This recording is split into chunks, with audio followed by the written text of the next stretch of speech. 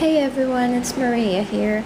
I've made a couple of these cards to give to my daughter's friends because they all love Halloween. And I also made one for my friend, and she was so thrilled to receive this card. And she was like, "Oh my god, how did you make this? And do you mind sharing it on your YouTube page?" So I thought, I wasn't really planning on filming this tutorial, but she was so thrilled to get it, and she said that she was going to display it on her table on Halloween night as a decor. Because when I gave them this card, I also included a Dollar Tree LED tea light. You can buy 2 of these for $1 at the Dollar Tree.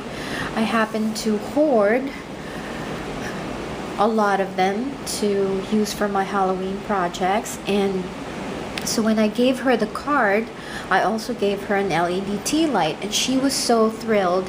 And she wanted to, as I said, she was going to use it for her Halloween decor on Halloween night. And she said if I don't mind to do a tutorial, then she will watch the video so she can make it too. I don't have a big shot yet, and I always wanted to make projects without using a big shot because most of us don't have it. And although I'm going to get mine when I go home this Christmas, since it's a huge purchase and it's also heavy, I can't get it delivered overseas. It will cost too much money. But I wanted to create a project that doesn't involve using a big shot, and so this is what I came up with. So if you're interested to see how I made this card, then please keep watching, which is 5.5 by 4.25. Now, in order to make the easel, we need to score this card from one point to another. So there are 3 ways to do this. We either use a scoring tool like this, and if you don't have, I just got this, and oh my god, I already love it so much. This is the Stampin' Up! Paper trimmer, and it has a scoring tool. So this is how I actually scored the card. The lighter gray is actually for scoring, and the darker gray is actually for cutting. And score it from one point to another. And now if you don't have the Stampin' trimmer, then what you can do is just make it simple. Just open the card and then fold it from one point to another. Whisper white cardstock, and this is measured 5 3/8 by 5 3/8 by 4 1/8. As you can see, I just use my sponge dauber and my pumpkin pie stamp ink, and I just sponge the sides to give it more of a nice look than just white. So basic black cardstock that measures 5 1/4 by 4. Now, don't worry about the measurements right now because I will share this information in my blog. So you can check out my blog.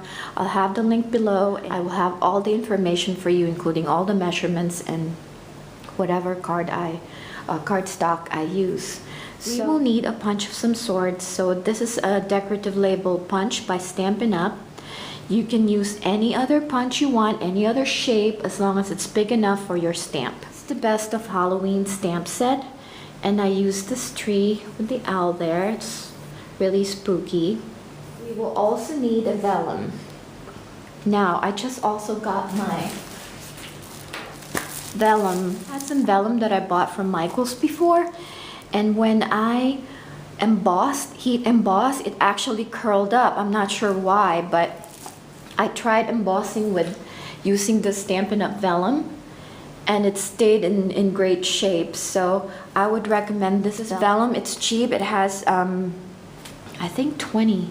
There's 20 pieces in here, and it's only like $6.99. So if you like this vellum, you can also order this from my website.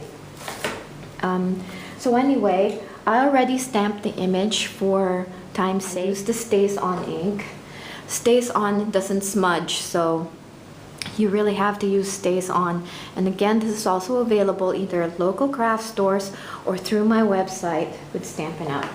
So anyway, I already stamped the image, and this is about 3.5, I think, 3.5 by 2 inches vellum that I cut.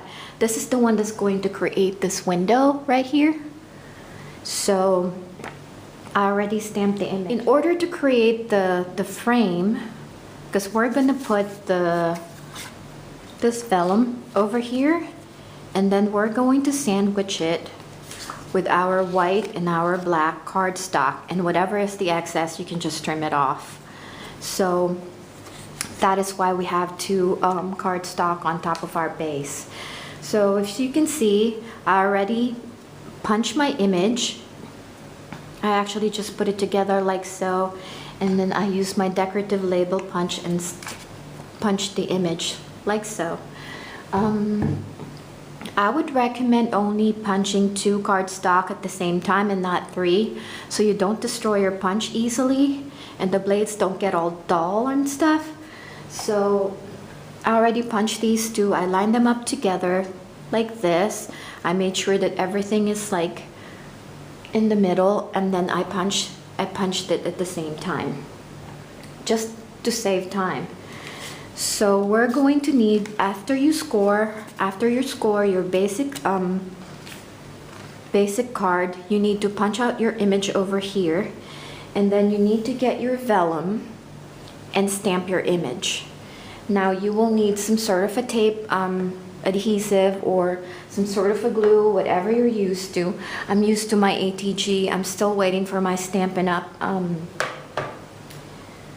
Adhesive, so I don't have that yet. So in the meantime, when you punch the cardstock, all you need to do is just put one of the cardstock there and trace your image so you can punch it later with your decorative label punch or whatever punch you're using. So I'm just lining it up, and then I'm going to punch it out, and that creates our window. You just need to line up your image like so, and just put some sort of adhesive. I'm not going to put too much, I'm just going to put enough so it will hold my vellum in place.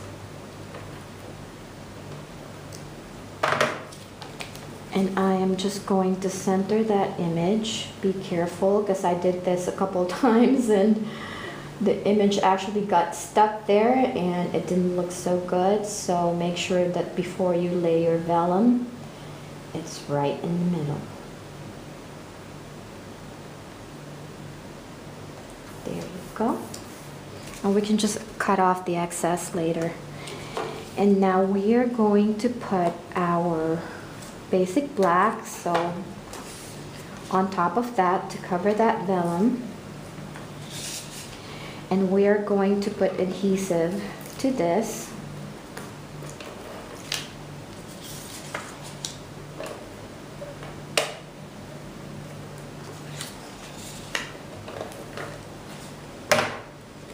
And make sure that's in the center of the card, and also your window.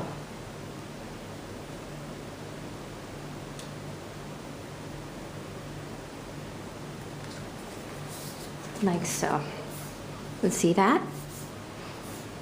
And then now you can just trim off the excess by using your paper snips. So I'm gonna cut that for now, and then I'm gonna be right back. Okay, so there you go. I trimmed off the excess, and now what we're gonna do is actually put adhesive just on this side.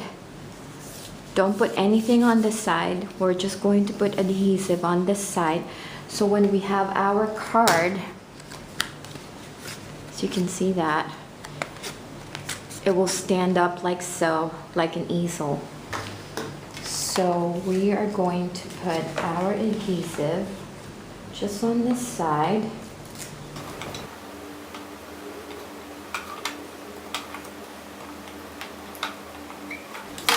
And again, you just need to like line up your image, making sure that it's in the middle.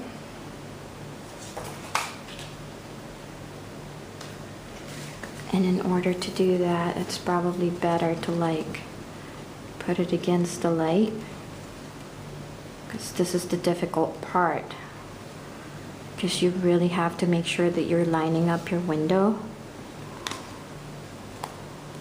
like so.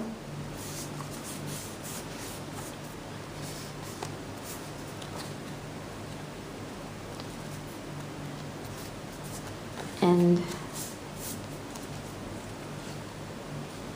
there's the base. Now it will stand up like this later as soon as you put your sentiment over here. So to do this sentiment right here, I use 2 decorative label. Whatever you punch here, whatever you punched earlier, you just need to keep that because you're going to use that as your sentiment in your card. So you need to keep that, and you need to keep the white one that you punched earlier. Now I've used this sentiment right here, Trick or Treat. I just stamped that image right in the middle of my decorative label punch, and then I also sponged the sides of my sentiment, my paper. So what we're gonna do is you will need to pop up your sentiment so that when this stands up later, you can stop it by putting your sentiment right over here. So you will need some dimensionals for that. So I forgot, you need your Witch's Brew Designer Series paper. I'm using the one with the orange, and I cut the paper for 5 3/8 by 4 1/8. And then we are going to use our dimensionals just to put it at the back of your first decorative label, the one that you punched out of your, and prop up your card like so, and put it where you want the card to stop so it doesn't slide down. So I figured, see, now it stops it from sliding. So now we are going to put our sentiment.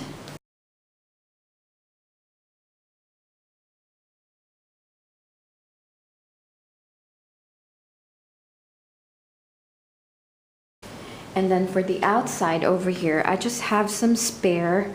I was practicing with my punch yesterday, and I punched out a couple, and I thought, the front is like too plain, so I decided to put this trim over here. So what I use is just the back of this, which looks kind of like gray and it's not super black compared to your card. So I just cut some of the Designer Series paper, 2 of them, one with the straight edge over here, and the other one I was just practicing basically with my punches, and I thought, it looks good. So I punched this side out, and then I used my basic black cardstock and also punched out that image. And then for this side, you will just use your adhesive to do it, and it looks like a ribbon. So we are just going to put that on the side of our card. And as you can see, it's black, it's spooky.